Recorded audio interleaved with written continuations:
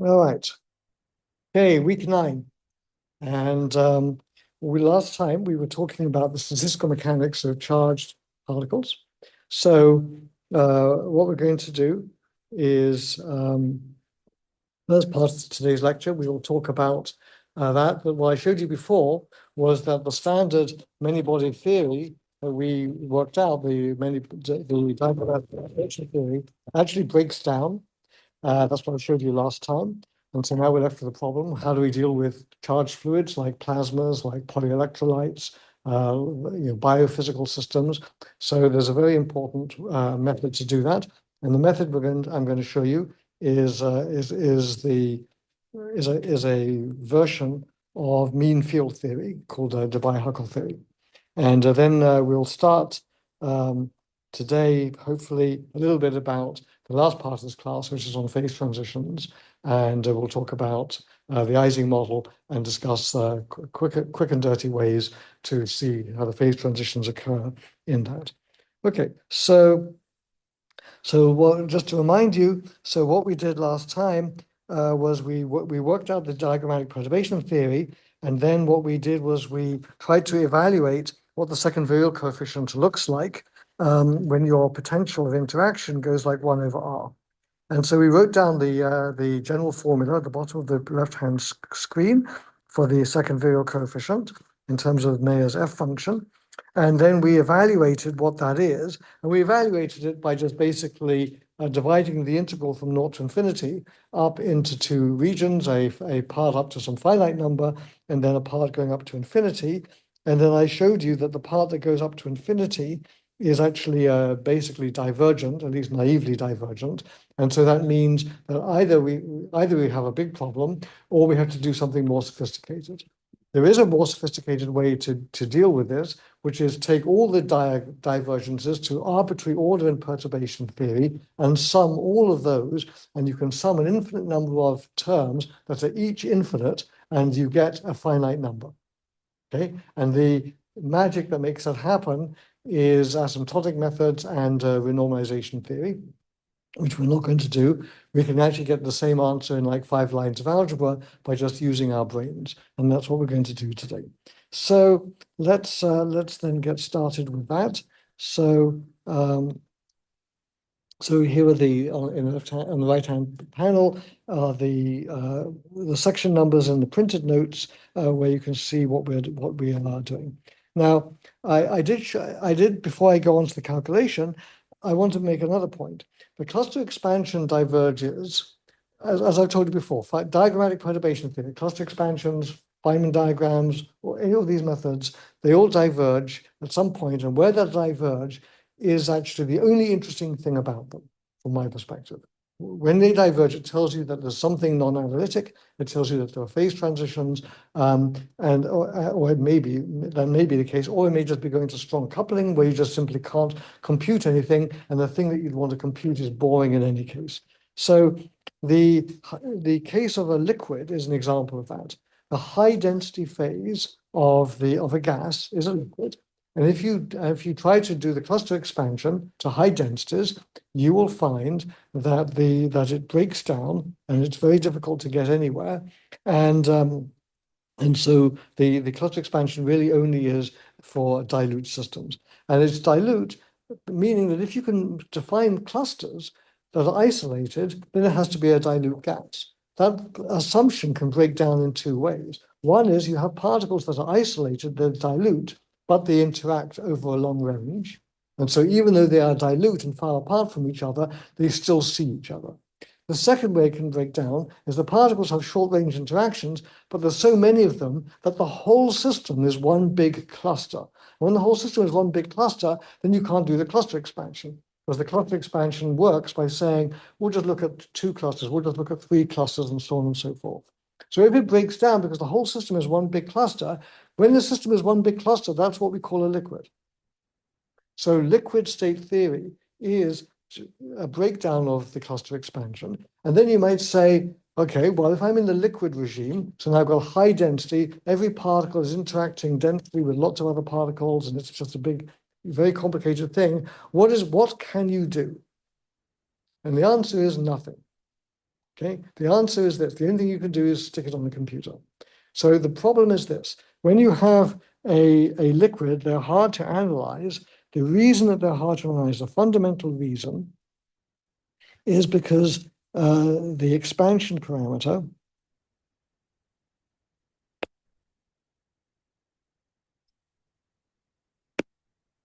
is, let's call it epsilon, and that is of order unity. Whenever you have an expansion parameter that is small, like say the density of the gas or something like that, then you can do perturbation theory. When the expansion parameter comes to order 1, that means there's nothing you can do. All the hard problems in physics are like that. So when you have hard problems,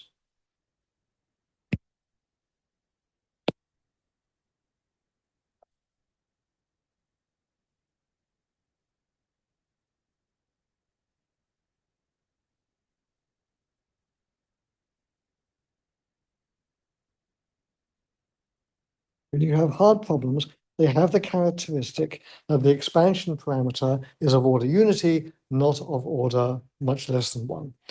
In fact, some problems are even worse than that. Phase transitions and turbulence and other problems, they're even worse than that. They have a small parameter, but that small parameter is actually in disguise an infinitely large parameter. It's not a usable small parameter. So I want to just say that, and then we'll get onto the details. So the theory of liquids, there is no really good approximation scheme.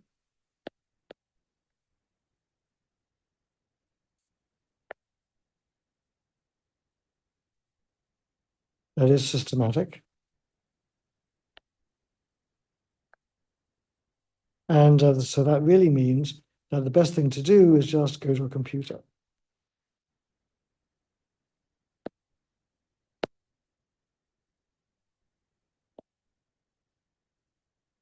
I always tell students that if your advisor says to you, we're going to do a problem, and this thing is going to be your thesis, my advice is, as a theoretical physicist, is if you run into a problem that is in the same universality class as the theory of liquids, i.e. there's a small parameter, but the small parameter is of order 1, so there's no expansion or any systematic technique that you can do, my suggestion is you don't do that problem.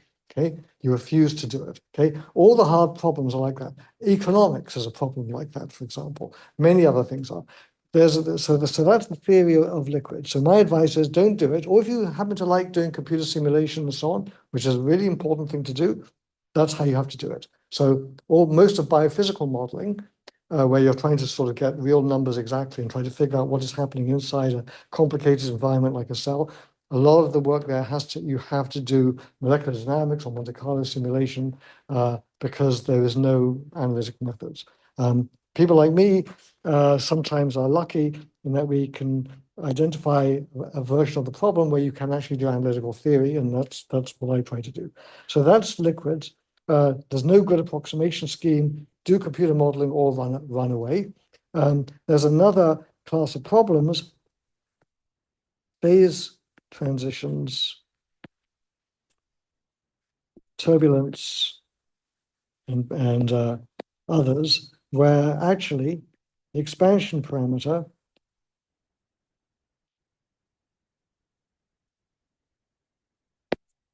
is not epsilon is less than 1, or epsilon is a number of order 1. In fact, epsilon is going to infinity. And those problems are hard because of that. However, those problems, we now know how to solve these problems. These problems can be solved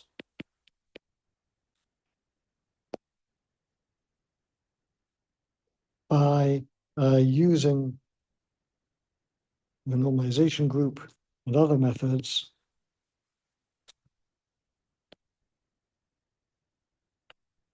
sometimes. And these methods take advantage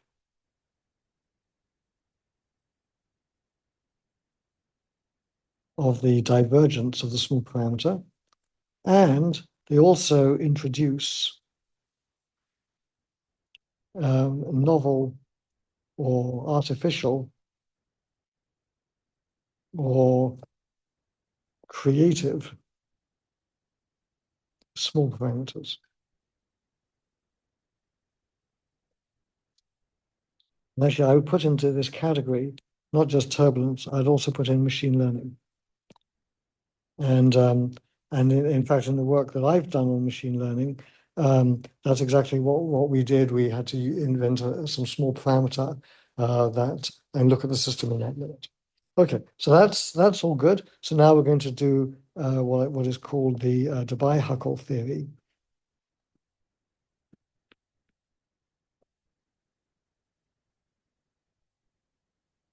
Or charge systems.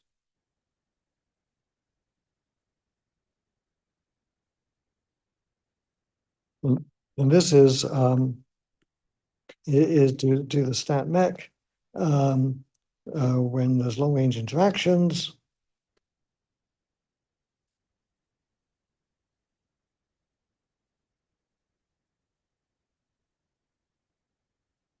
And this is relevant for physical chemistry.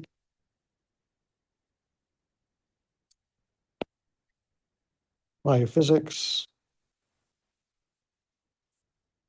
plasma physics,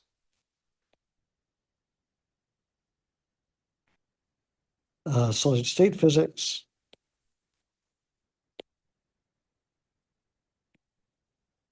probably QCD.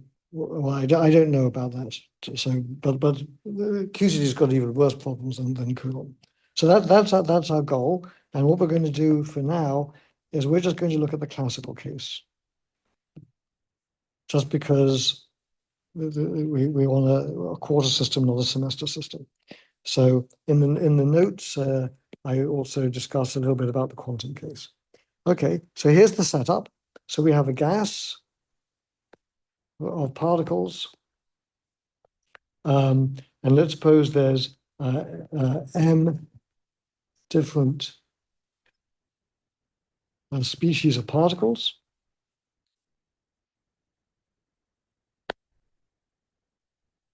So I'm going to say that their charge, I'll say, is Q alpha, and alpha goes from 1 up to m. So these might be different ions, different electrolytes, different ions in a solution, copper, sulfate, hydrogen, oxygen, ions, that sort of thing. So they're all going to have a charge, which is going to be some multiple of the electronic charge. So I'll call the multiple as Z alpha. So that's their charge, and this is a positive or negative integer. So that's the charge of the system. We're going to assume that the system is neutral overall. So let's suppose that there are n0 alpha particles per unit volume of species alpha. Then what I know is that if I sum over the species, the number of particles times their charge, then that has to add up to 0. So that's the statement of electrical neutrality. So the typical case,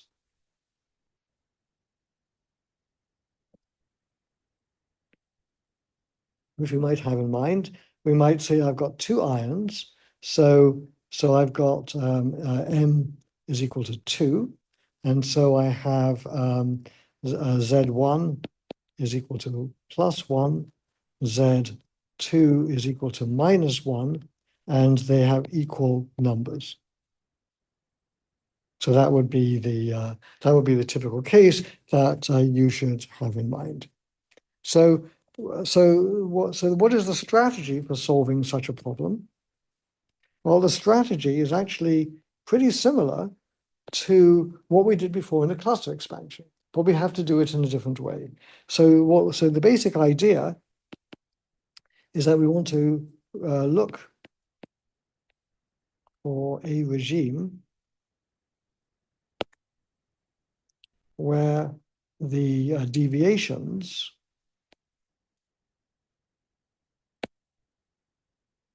from ideal gas behavior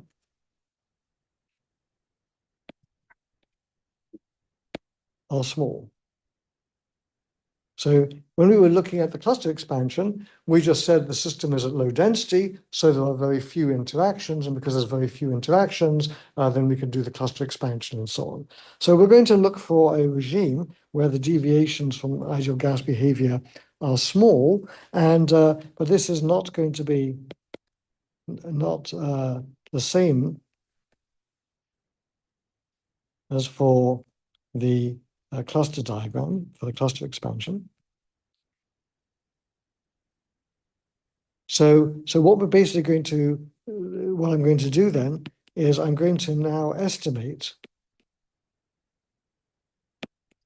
when the Coulomb energy is much smaller than the kinetic energy.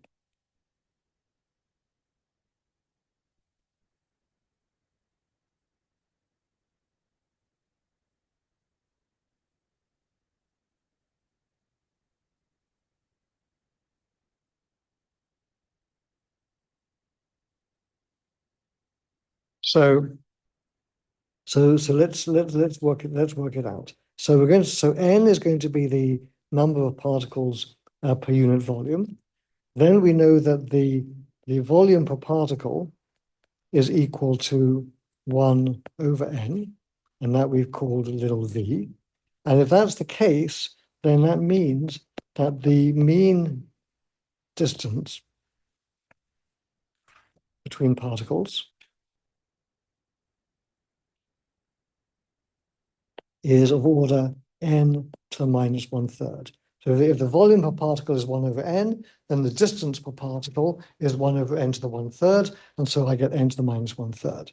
So therefore, then if I want to compute the average kinetic energy, so the average Coulomb energy,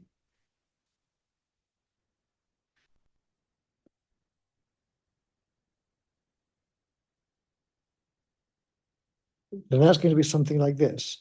I've got the charge of the ions times, which is squared, so the positive and negative one, so ZE squared, and then we have that over the distance, and that is of order n to the minus 1/3. So that's the average Coulomb energy. That's a simple c to the pound estimate of that. And what is the average kinetic energy?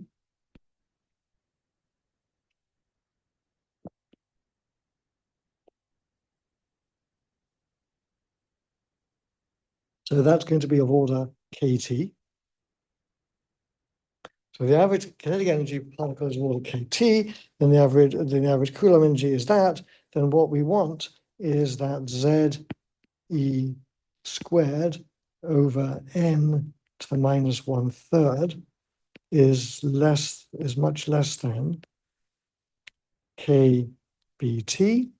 And so that then tells us that we have the condition that the density must be much less than kBT over ZE squared, and then this number cubed. It's a square. Okay, so that's our condition. That's when we expect the sort of theory that we can do, because the Coulomb energy then will be a small correction to the kinetic energy. Okay, so that's the basic picture. So now we have to ask, where is this energy coming from? So the next question we have to ask is, where does the Coulomb energy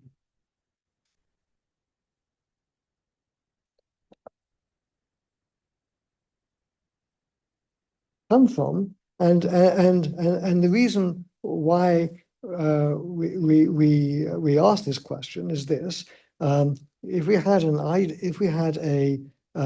ideal uniform gas, then if it was electrically neutral,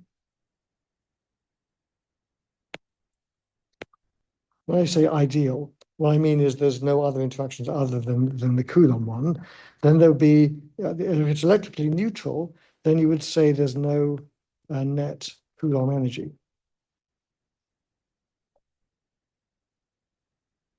So I'm using the ideal part here to imply that the gas is spatially uniform.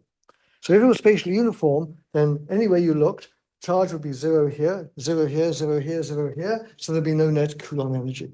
So what that tells you, what that means then, is that the Coulomb energy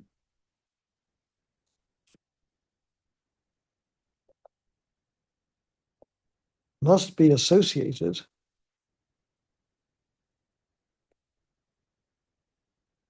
with spatial variations, and and that means spatial variations. That means we're talking about correlation functions, as we've discussed uh, the last week or so. So we know that interactions generate correlations, and those correlations relate to the actual equational state of a system, and so that would be the same here. So that means that if we're going to compute, then our goal is to compute the correlation energy.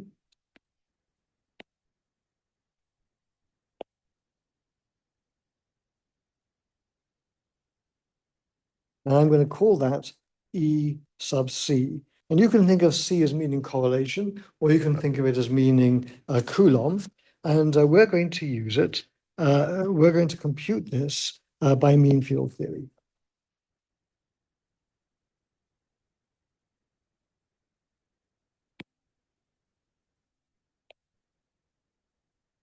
When I say mean field theory, I mean mean like an average. I don't mean like not a very nice person. Okay, so what do I mean by mean field theory?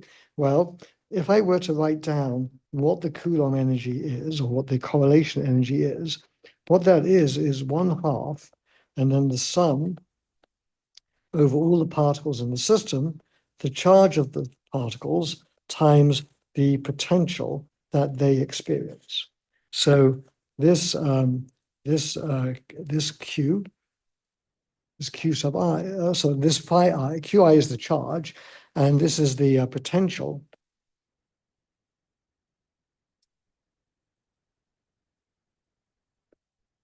experienced, and then this is the charge of the particle.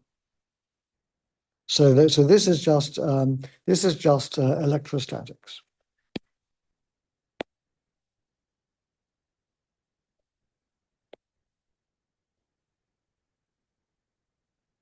Okay, so that's that.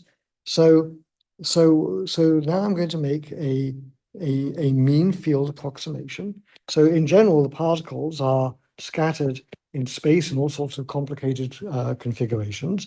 So now we're going to make a mean field approximation.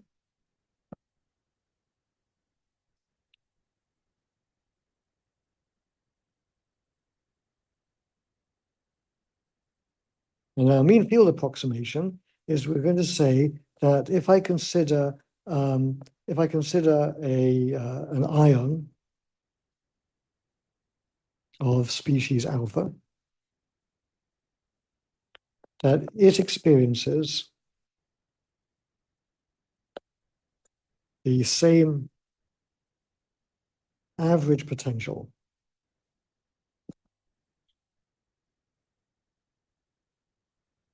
by alpha as all the other ions of that species. And this is due to all the other particles in the system.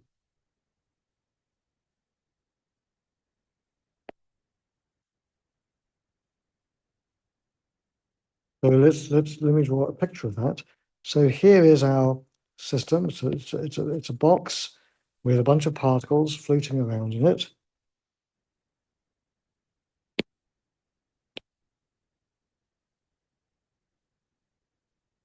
So here's all the other particles. I've drawn one representative particle. So this particle here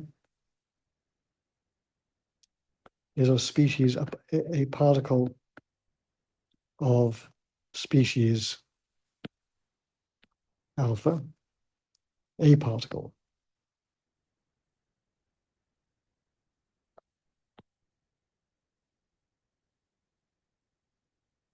So it's just sitting there, and then it's seeing all these other particles around it.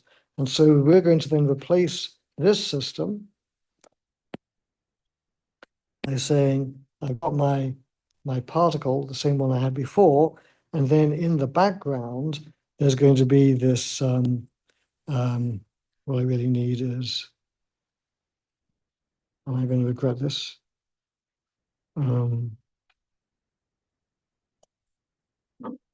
I better not do this. I just said there's going to be some background.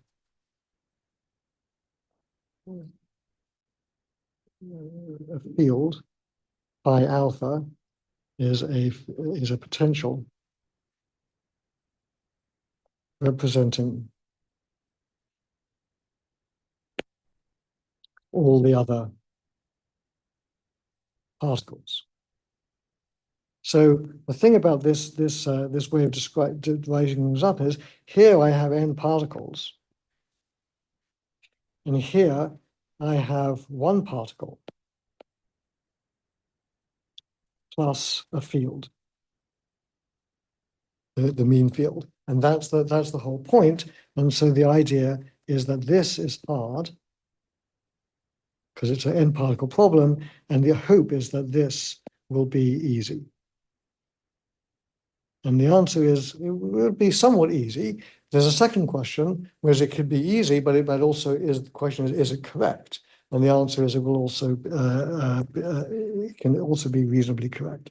So now let us write down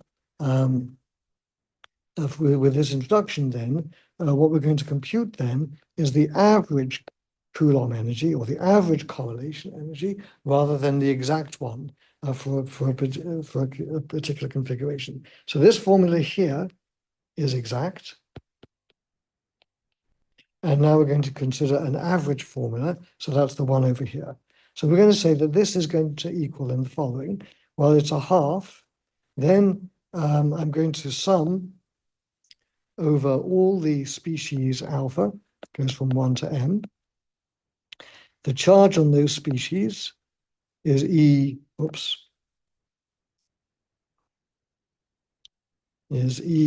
z alpha. Then how many of those species there are in the volume is n naught alpha, and then I have to multiply by v. So that's the number of those species alpha. And then each of those experiences the same potential phi alpha. So the point is over here, I'm summing over species, whereas over here, we are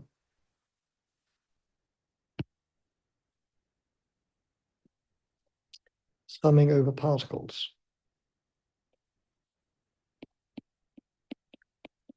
And that's why the one on the left is exact and the one on the right is just an approximation. All right. So that's our calculation.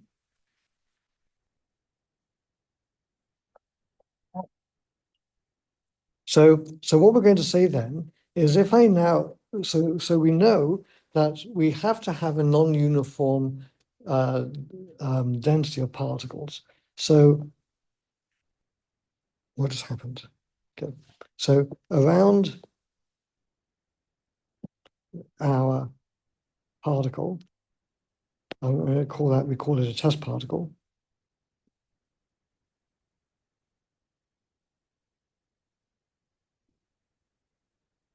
There is a non-uniform density of other particles. So let's think about that for the cluster expansion that we did last time. The cluster expansion we did last time, we looked at the pair correlation function, and we saw that there was a correlation hole near the particle, and then there was a peak in the correlation function around the particle. So we expect there's going to be something like that over here. Zach, your question? Yeah, wait, I'm confused a bit about so is this saying that the mean field is the same for every particle in, It's the same for every particle of species alpha. okay, So you look, there's two types of, in our case, there's two types of particles, plus and minus. yeah, You look at the plus particles, they all see the same potential. okay, Right. So let's now draw a picture. So this thing over here, we're calling this the test particle.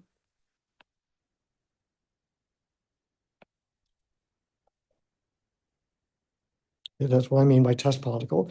And if I look at the field around this test particle, so here's a test particle. And then I'm going to look a distance r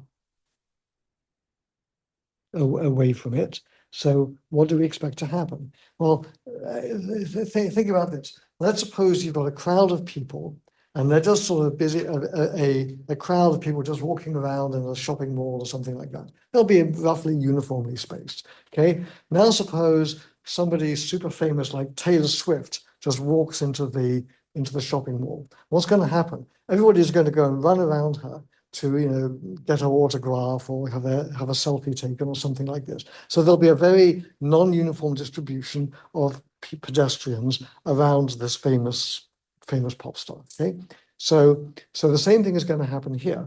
Let's suppose I've got a sea of particles, plus and minus, and it's just sitting there. Now I come in and put in a new test particle here. It's positive. All the negative particles are going to rush around this positive one because they lower their energy by doing that. And so there's going to be a non-uniform distribution of the negative particles around a positive test particle. So what we expect to happen is that there's going to be some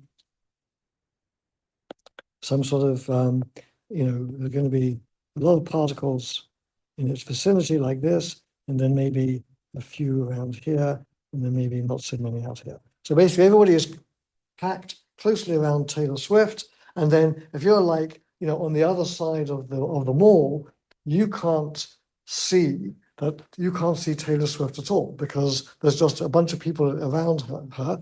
And then, all you see is, well, there's some people over there, but you don't see that they've all clustered around a famous musician. So the same thing is true here. If I've got a test particle like this, and then I see that over here, if I'm measuring over here, I can see the test particle. On the other hand, if I'm measuring a long distance away, let's say over here. So over here, I see the positive test particle plus a bunch of negative particles,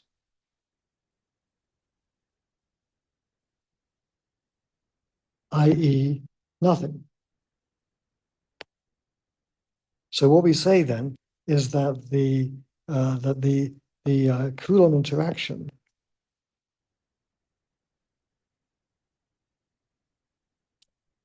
gets screened at large distances. So that's our intuition about what's going to happen. That if I'm far away from a charged particle, I won't be able to tell that it's there. If I'm very close to the charged particle, I'll be able to see the charged particle because there won't be very many negative particles between me and the test particle, and so I'll still be able to see the test particle. I'll be able to measure its charge, feel its fields, and so on. So that is the picture, and the word for this the buzzword for this is screening. Okay, so now let's do this mathematically. So if you have so what is phi? What is the potential? Um, a a distance r away on the test particle.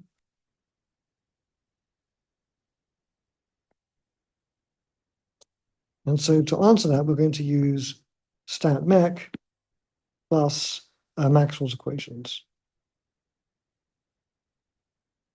So let's ask how to do that. So the first thing is, what is the spatially dependent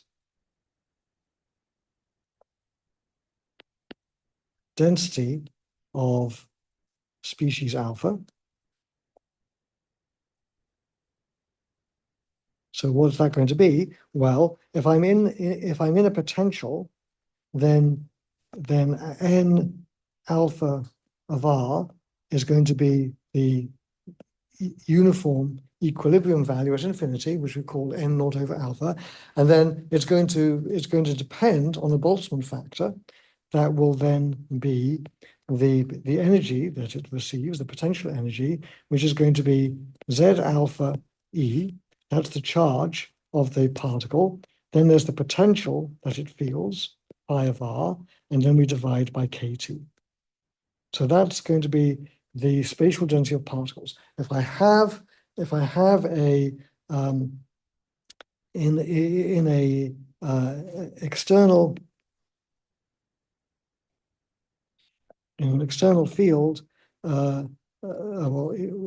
with potential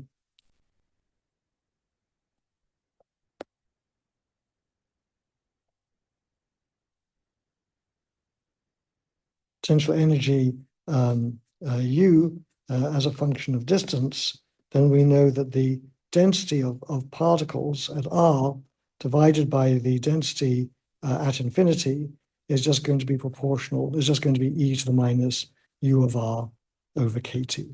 So that's what we learned from the Boltzmann distribution. So we can say fine. So now we know that that's going to be the case, and you can see that as r goes to infinity, then n alpha of r has to go to the uniform value n naught of alpha, and that's why we get that as the average density. So, but how do we get the potential?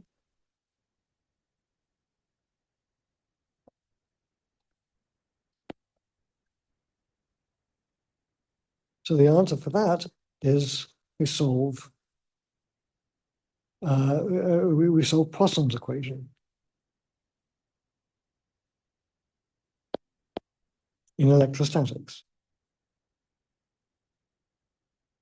So this phi of r is not the same thing as the phi alpha. We haven't calculated that yet. We'll get to that in a few minutes. But so this thing over here, this is where we've used the statistical mechanics. It just tells us that I've got a potential. The particles have a spatial variation in that potential because the potential has a certain amount of energy. There's KT, and so the particles will be floating around and have a density distribution in that potential. So now we have to find out what the potential is. So we have to write down Poisson's equation. Poisson's equation says if I look at the del squared phi, then that is equal to the minus 4 pi times the electric the charge that is that is causing the potential. So this is equal to minus 4 pi times the charge, which means it's equal to minus 4 pi times E times the sum over alpha, Z alpha, N of R alpha. Okay, so I know that I have a spatial distribution of the species alpha going as n of r. That then is the source for the electrostatic potential, and that obeys the Poisson equation. So now you can see that that stat mech tells us n of r, and that comes from knowing phi of r, and then to get phi of r, I have to solve. I solve n alpha of r, and this one here is from Boltzmann distribution, and this one here is from Maxwell or Poisson. So those particles act as the source for the electrostatic field. So we have to solve those two equations simultaneously. So this over here is electrostatics, electromagnetism, and that's how we do them together. And these have to be solved simultaneously.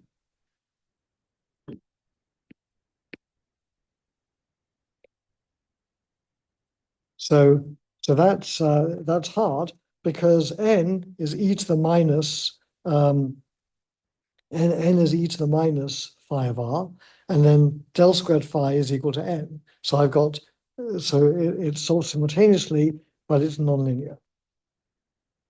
And if it's nonlinear, then it's hard to solve, although one can do some things. So what we're going to do is we're going to assume the low density limit.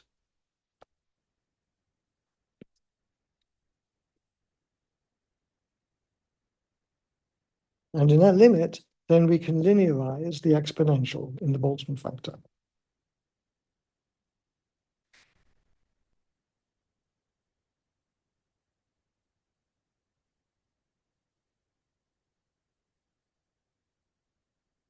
So what we're going to say then is n alpha of r is then n0 alpha, that's just the uniform thing, and then 1 minus z alpha e phi of r over k bt, and then plus higher orders.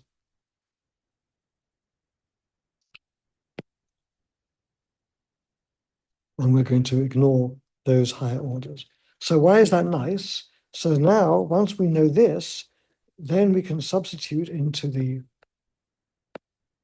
Poisson's equation.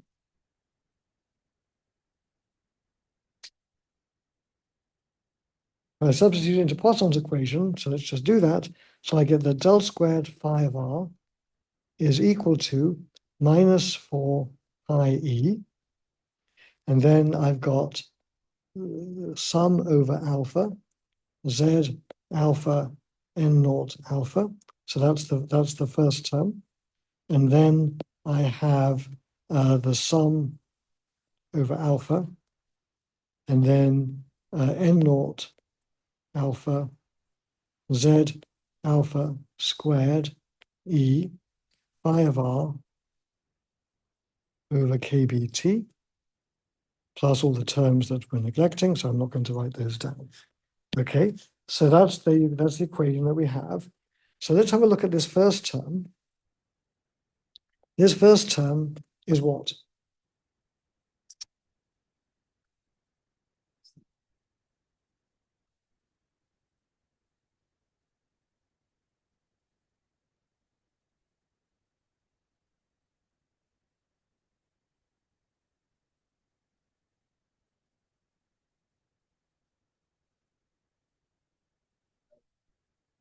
It's zero.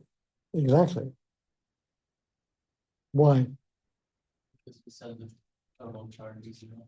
Exactly. So this is equal to zero by charge neutrality.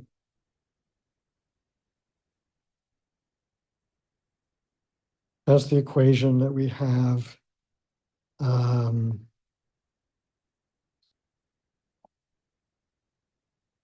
That's the equation that we have over here.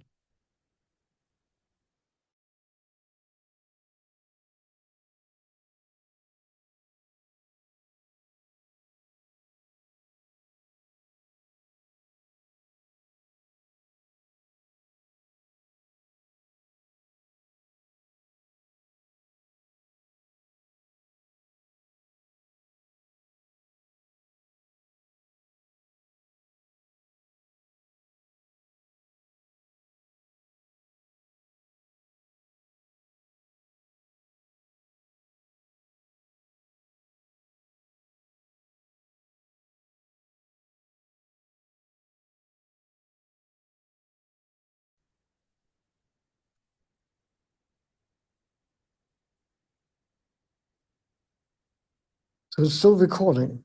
Okay, well, let's just share. Did somebody check on Zoom to see that it's still working, please? I believe it's still recording and showing the screen. So hopefully I'm back on Zoom. Somebody's got a laptop. Could you check for me on Zoom, please? The link is on Teams. Okay, so let's keep going. So this term, so this term here is crossed out. That's 0. And now you can see you've got one term left.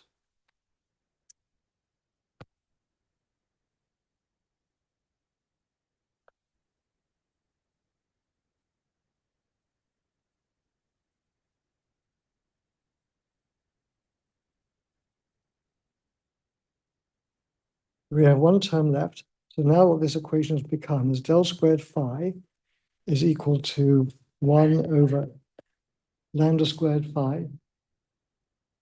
Is it working? Yeah. Thank you very much. Thank you.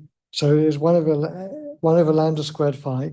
And we can read off from the left-hand panel what lambda squared is. So 1 over lambda squared is equal to these things. So it's going to be 4 pi e squared over kbt times the sum over alpha n naught alpha z alpha squared. And I called that thing, that coefficient in front of phi, I called it 1 over lambda squared. Why did I call it 1 over lambda squared?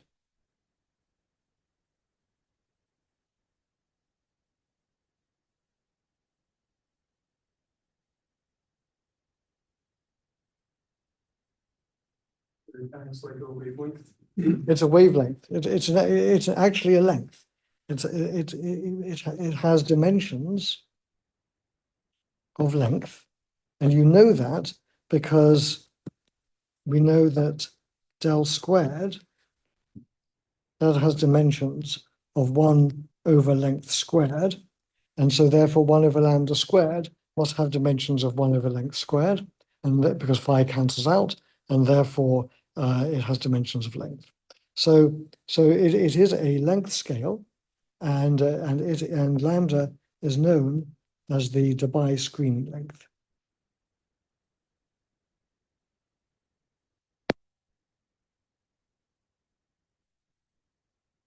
Okay, so now let's solve the equation. So I'm going to just quote for you the result. You should know how to solve it. So now we solve the equation in spherical polar coordinates.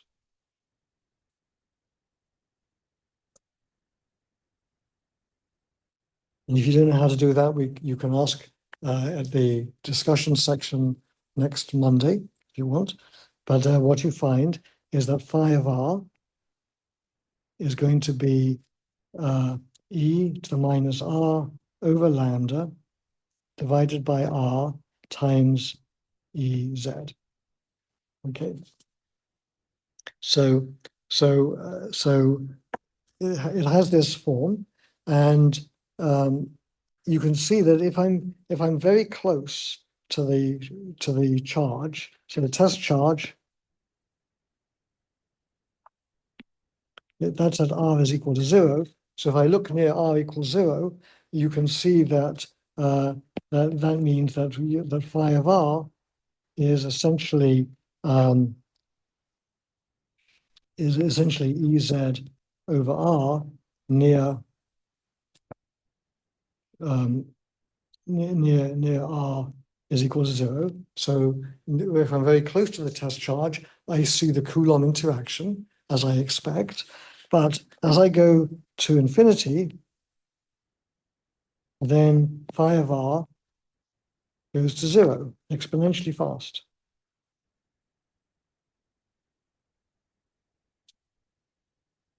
And that's the situation where you're in the shopping mall with Taylor Swift, and you can't see Taylor Swift because there's too many other people who've flocked around her. So then, so this is the screening effect.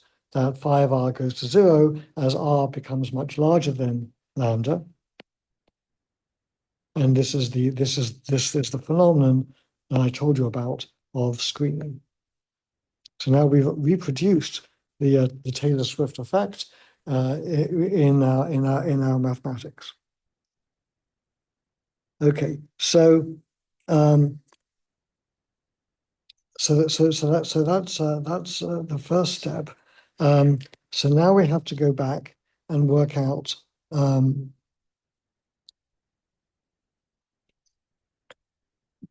so the next question we have to ask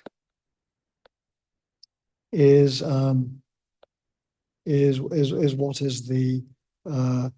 what is phi alpha?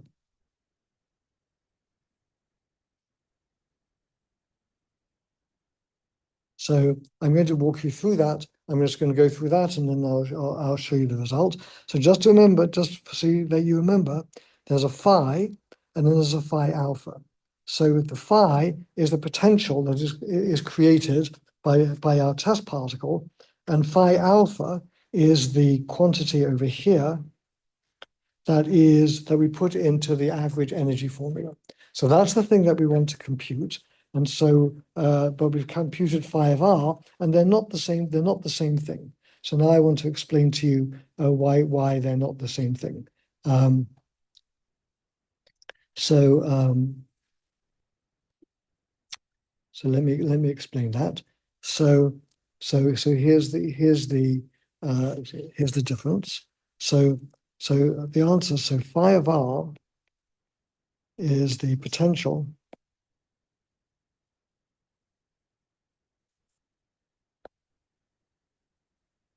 a distance r from the test charge with charge Ez. Okay, it could be Ez alpha, but I'm just using Z. There's just the one charge. So we know that, and that's the thing that is Ez over r times e to the minus r over lambda. So that's phi of r.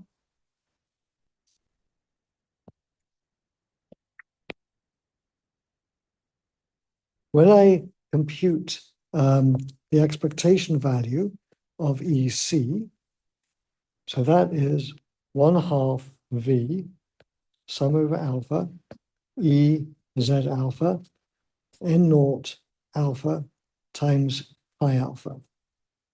Okay, so that's the definition of the correlation energy or the charge energy. So now we have to ask the question. So this then is the potential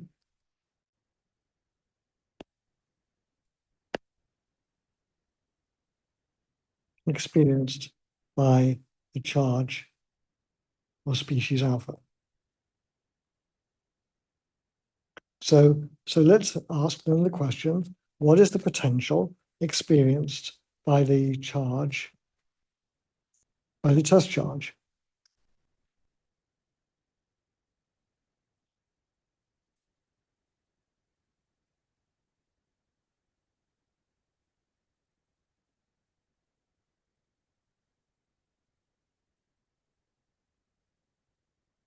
So then what we're going to answer that, we're going to look at what happens as r goes to 0.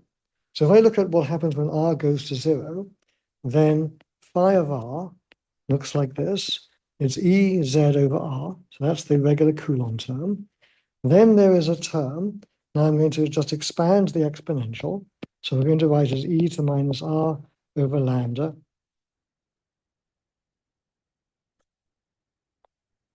is equal to 1 minus r over lambda plus 1/2 r over lambda squared plus higher order terms. So that's what we're going to do.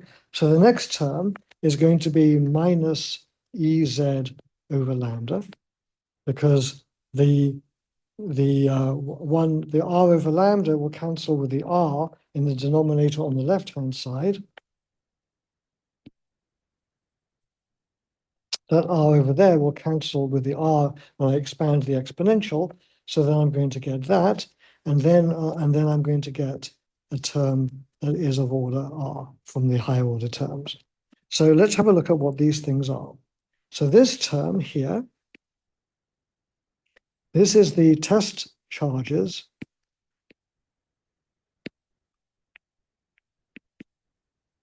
Coulomb potential.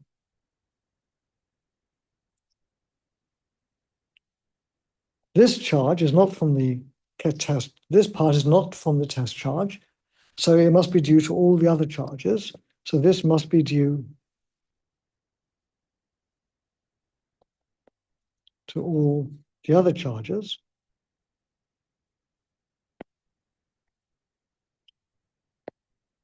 And this term is zero as we approach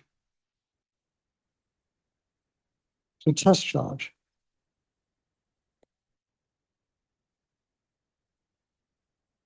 So the first term is just the Coulomb energy. The test charge is Coulomb potential. The second part can't come from the test charge because that's the first part. So it must have come from everything else. And the third part is vanishingly small as I get close to the test charge. So therefore this implies that the test charge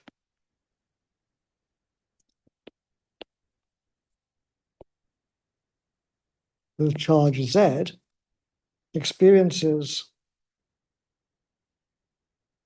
a potential minus Ez over lambda due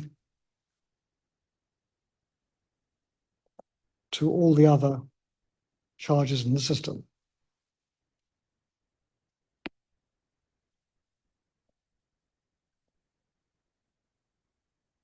And so therefore that means that if the charge is of species alpha, then phi alpha then must be minus E Z alpha, the charge on the alpha ion, divided by the Debye screening length. So that's what we have. So I know phi alpha is equal to this quantity over here. Okay, so now I can then, so the next step is to plug into our formula.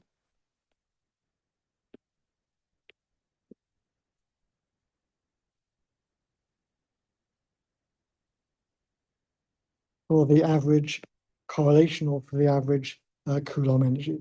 So now let's go and do that. So what that says is then the average Coulomb energy is then just plugging in minus 1/2 V times E squared over lambda times the sum from alpha of N naught alpha Z alpha squared. And if I say that N alpha is equal to the number of charges of species alpha in the volume V, then that would be N naught times V. And therefore the Coulomb energy, or the correlation energy, looks like minus V E cubed pi over KBT to the power 1/2 times this number, sum over alpha, N alpha, Z alpha squared. And then this thing is raised to the 3/2 power. And then if I want to compute the free energy,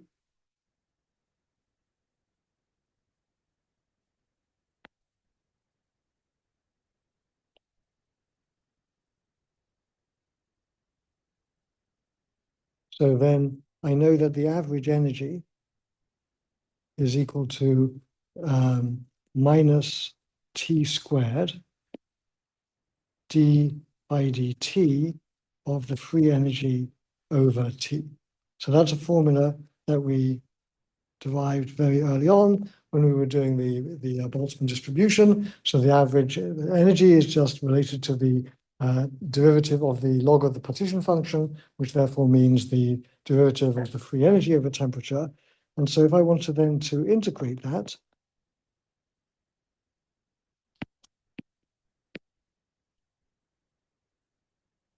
then I just do this. So I say, just integrating this, f is equal to minus t times the integral um, dt of the expectation value of the energy over t squared.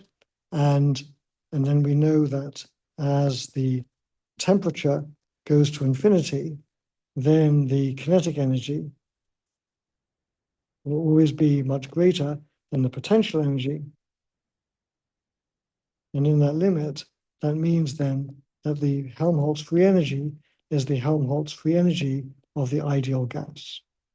And so therefore I can say then that F minus the free energy of the ideal gas is equal to minus 2/3 E cubed pi over kBT V to the 1/2 power times the sum over alpha n alpha z alpha squared raised to the 3/2 power. So that is our final result. So I think that's where I'm going to stop now with our classical charge gas. So just to summarize,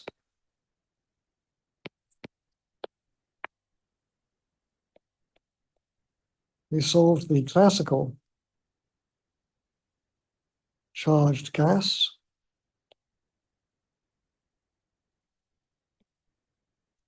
by mean field theory.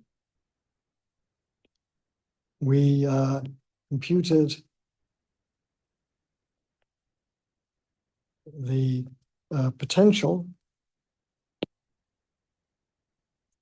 around an ion, and what we saw was charge renormalization,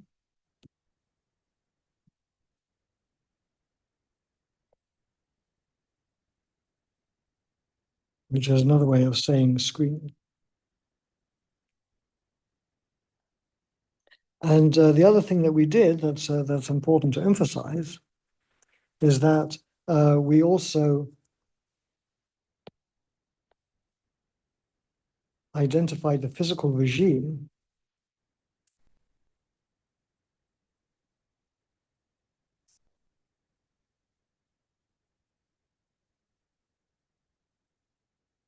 where the approximation is valid.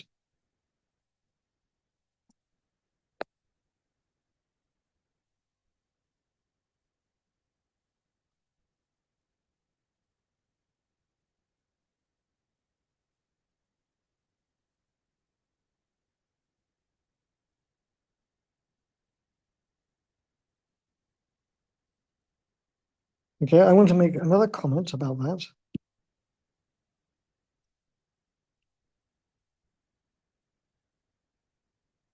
So let's talk about the regime of validity. Let's go back to our picture of the test charge. So here is the test charge, and then it is surrounded by all these other particles, which make up the potential. And we know that there's many of them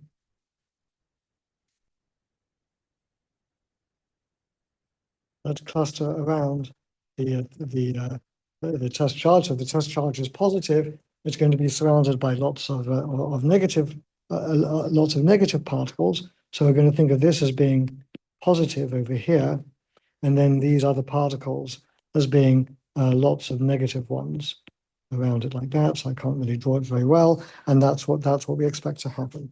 So what was the nature of the approximation that we made? So we approximated.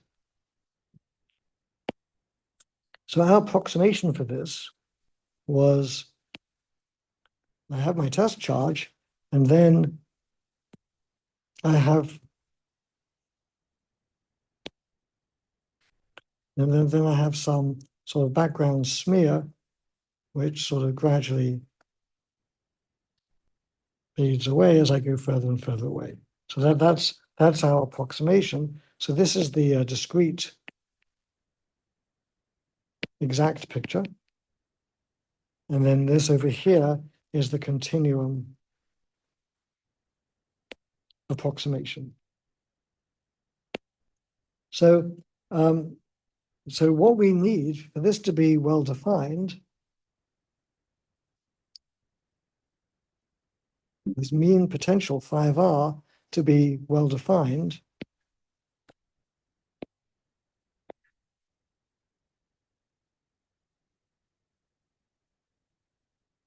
what we need is that lambda, the screening length, is much greater than the average distance between the particles.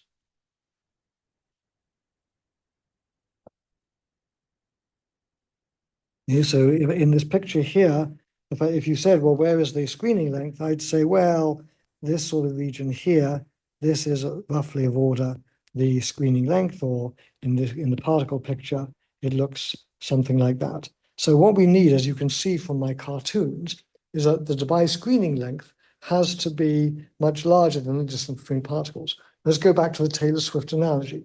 There's Taylor Swift. There's lots of particles between you and Taylor Swift, and so you can't see Taylor Swift. Okay. If on the other hand, there's only a few particles there, so the mean distance between the particles is very long, then you can perfectly easily see Taylor Swift because there aren't other particles screening Taylor Swift from you. So we need lambda to be much greater than the distance between particles,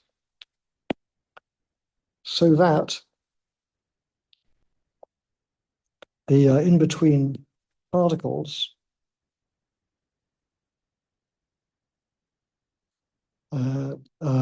act to counteract the Coulomb force from the test particle. So this means that lambda should be much greater than the average distance between the particles, which is minus n to the minus 1/3. And if you go back and look at the formula that we derived right at the beginning, so when we were working this out at the beginning, we said, well, let's ask, when is that going to happen? So now look on the left-hand panel. So we said the average kinetic energy should be of order kT, and we want that potential energy to be much smaller than kT. So that is the formula that we have there in purple on the left, and that formula is equivalent exactly to this thing over here. This is equivalent to n is much less than kBt over Ze squared to the q power, i.e. that the kinetic energy, i.e. that the Coulomb energy is much less than the kinetic energy.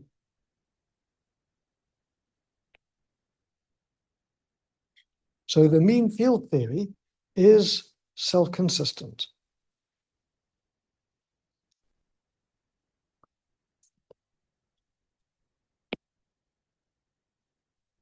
So our conclusion is our mean field theory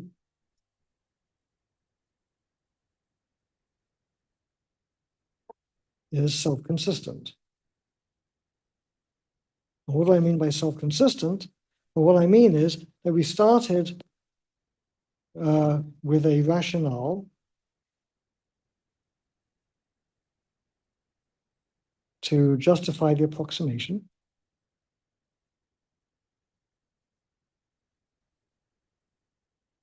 We did the calculation.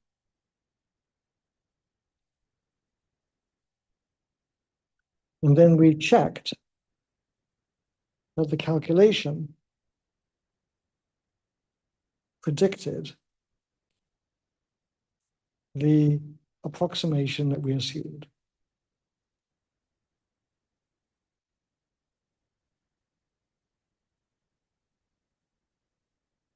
And that's what we mean by self-consistent. Well, you might say, well, Obviously, how could it not? Well, this step here is not obviously correct.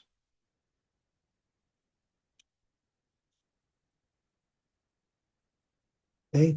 There's nothing that requires it to be true mathematically.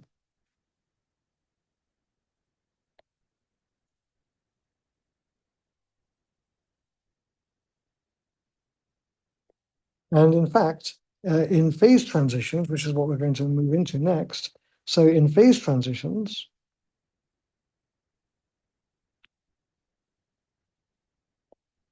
we can use mean field theory, and that's what I'm going to show you. And we're going to use mean field theory, and it gives us a good result. And then what we're going to do is we check self-consistency.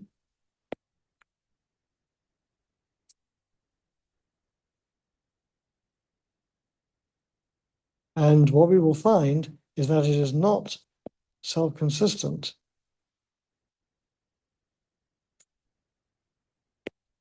near the phase transition.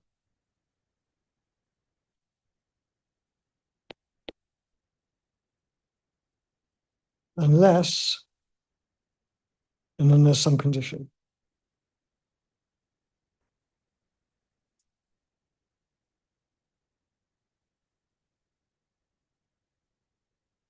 So it's not obvious that it has to be self-consistent. And what that condition is in phase transitions is something that is really quite fantastic. What that condition is, if it's going to be true, it means that you have to be in spatial dimension greater than 4. How many people here live in more than 4 dimensions? Okay, none of you, right. So basically, the self-consistent mean field works very well in the example that we did today, but in phase transitions, it does a lot of things that are good, and I'll explain what those things are, but it actually can be shown to break down unless you're in more than 4 dimensions. And the renormalization group, which you hear me talk about, and I've mentioned, and you know that I work on this and so on, that's the topic of the course, whatever it's called. What is it called? Emergence and phase transitions. Okay, that course that I offer once a year or something, that course explains how we can actually solve this problem of not being able to use simple methods or being able to use any methods to calculate anything below 4 dimensions. Okay, so I want to, I've got a few more minutes left, so I want to just say a few things about phase transitions. In my lecture notes, I have a whole section on what's called the Yang-Lee theory of phase transitions, which is all very interesting. And those of you who want to become theorists, you might want to know about that.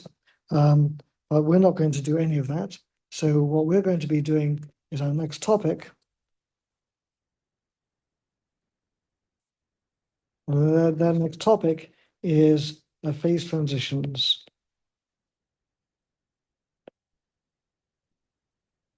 in spin systems. And these are not ferromagnets. These are interacting spin systems. So we're going to need ferromagnetic interactions.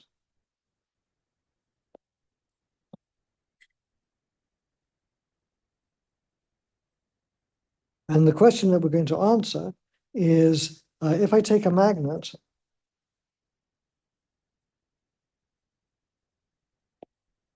that will stick to the door of my refrigerator,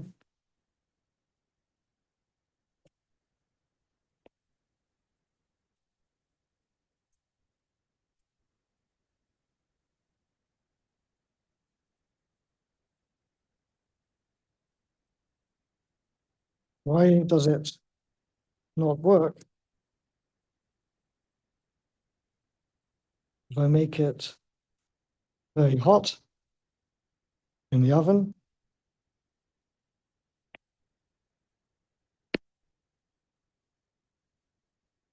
And you can even let it cool down, it still won't work.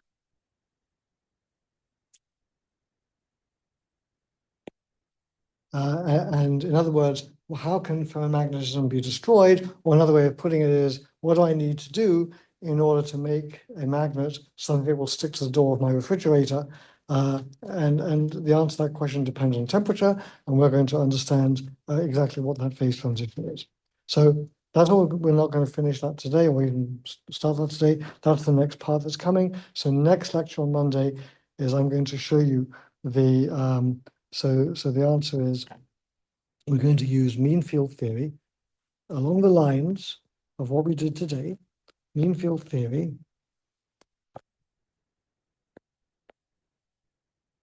applied to interacting spins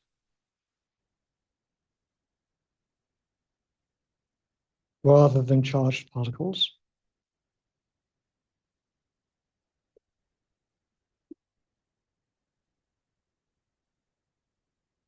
And what that means is we're going to replace the interactions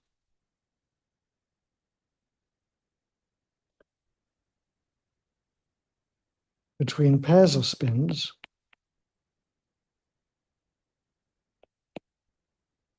by an equivalence system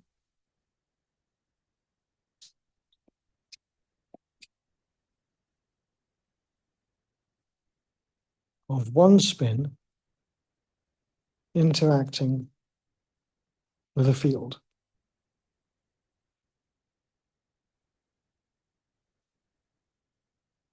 So if I were to draw that for you, just again, the cartoon picture like I was doing before. So the exact picture that we have is I have a lattice like this. On my lattice, I have spins that can be in some weird configuration, whatever it may be, etc., etc. And we're going to take that picture and we're going to replace that with a picture where we have a lattice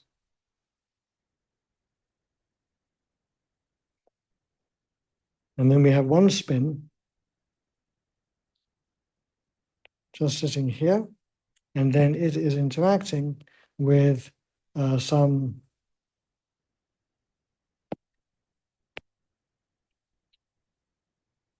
field around it, and that field represents all the other spins. So here is our test spin. Whoops, one color.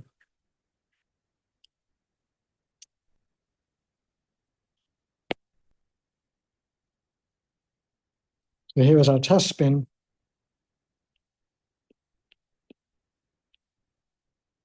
plus spins. And here is our test spin plus field. And we're going to compute that field. And then I'm going to show you that we get a nonlinear equation. We can solve that nonlinear equation and find a description of a phase transition. Okay, so that's where I'm going to finish for today. So let's turn off Zoom.